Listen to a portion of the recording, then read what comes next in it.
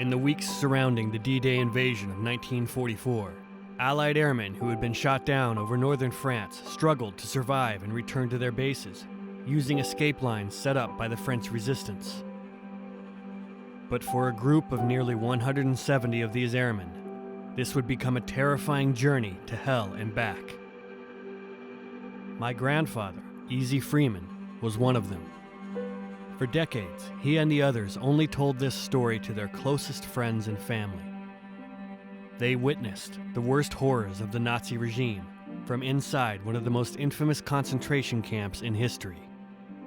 And this incredible tale of survival started the moment their feet touched enemy soil. When I finally decided to pull a ripcord, I could see the leaves on the tree almost, and I could see a couple of people out there in the field. My plane crashed right up against that building over there. I landed in a grain field right up here. I heard them coming, and they were shooting through the trees. One thing I did was dived under a bush and pulled the bush down over me. About 25 to 30 farmers were working in this grain field on my left. They come up to me, and they assigned 2 young men to hide me. You had to trust whoever held a hand out to you. The man in the passenger seat turned around with a pistol in his hand.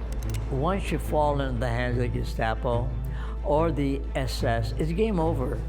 They just play by their own rules. Flieger means flyer, and terrorist means you're a terrorist dropped in like a spy or something like that. So as we entered this place that they were screaming and pointing to, we could see like barbed wire, we could see a guard tower, but the thing that frightened us the most was this tall chimney with smoke belching out of it.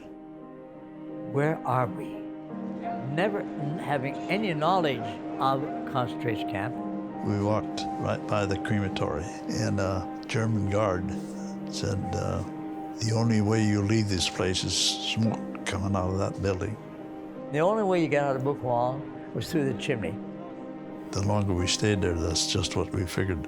We decided to get kind of organized because we were in the military, and we would decide on who was the senior officer and who would be in command, and we would follow orders, and we would act like a military unit. My old friend there, he comes on me, he said, are you going to work or not? And Yeah, we got there, and there was a machine gun set up. The orders were given that not to leave Buchenwald, not to go to any other camp. That seemed to be a pretty strong conviction that we were sent to Buchenwald to be executed. We were sent to Buchenwald never to be released.